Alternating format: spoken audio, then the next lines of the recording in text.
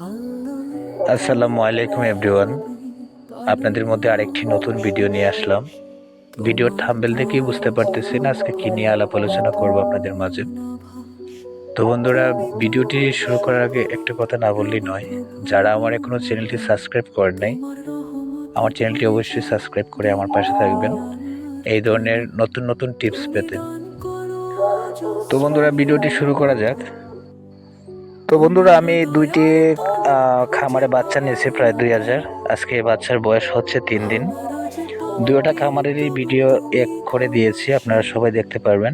দুইটা খামারে 5টা ব্রুডার করছি 2000 মুরগির জন্য। তো বন্ধুরা, আমার ব্রুডারটা আপনারা লক্ষ্য করতেছেন, আমার ব্রুডারটা কেমন আপনারা দেখতেছেন।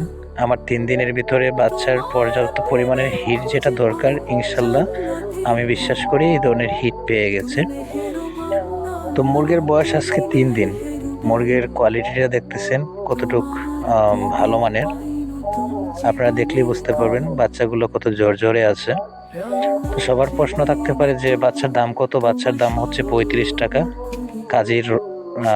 কাজীর লুমেন বাচ্চাটা। তো আলহামদুলিল্লাহ বাচ্চার অবস্থান অনেক ভালোই আছে এখন পর্যন্ত। তো আমি শীতের মধ্যে কিভাবে ব্রুডিং করি আপনারা দেখতেই পারতেছেন। আমার সাইডে দিয়ে দড়ি বান্ধা, বোর্ডারের সাইডে দিয়ে দড়ি বান্ধা দেখতেছেন, পাটের দড়ি।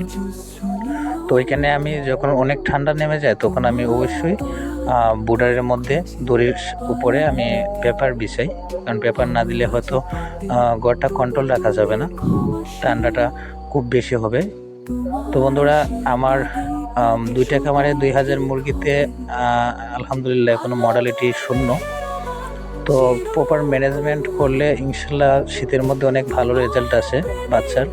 আপনারা দেখতেই পারতেছেন আমার কতটা ভালো হিট হয়েছে। আমি গড়ের ভিতর আরেকটি গড় করছি, যেটা হচ্ছে পলিথিন দিয়ে গড়টা করছি আর আবদ্ধ করছি। তারপরে হচ্ছে সাইডে দড়ি দিয়ে আমি পেপার দেওয়ার চেষ্টা করছি। ইনশাল্লাহ পেপার 32 ঘন্টা রাখছি, এর উপর আমি বেশি রাখি না, 32 ঘন্টাই রাখি শীতের মধ্যে। আলহামদুলিল্লাহ এটাতে আমার ভালো রেজাল্ট আসে।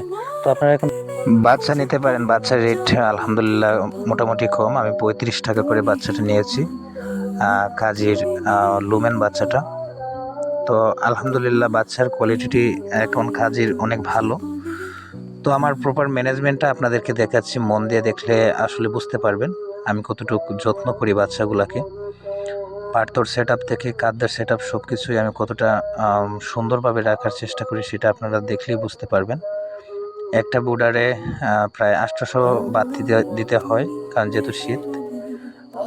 তো 800 ওয়াট দিছি, আর উপরে দিছি আরও প্রায় 500-700 ওয়াট উপরেও দিছি, ছাতার উপরে, যেহেতু ঠান্ডাটা যাতে কন্ট্রোল রাখা যায়।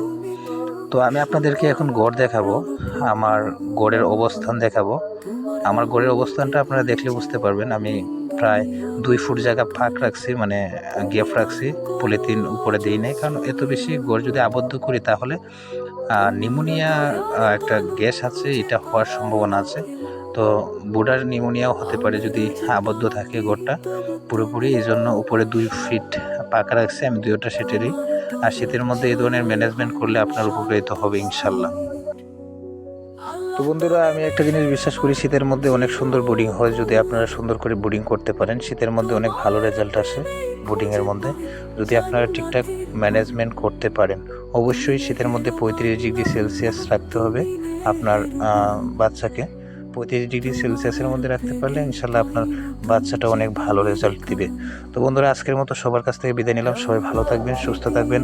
আল্লাহ হাফেজ।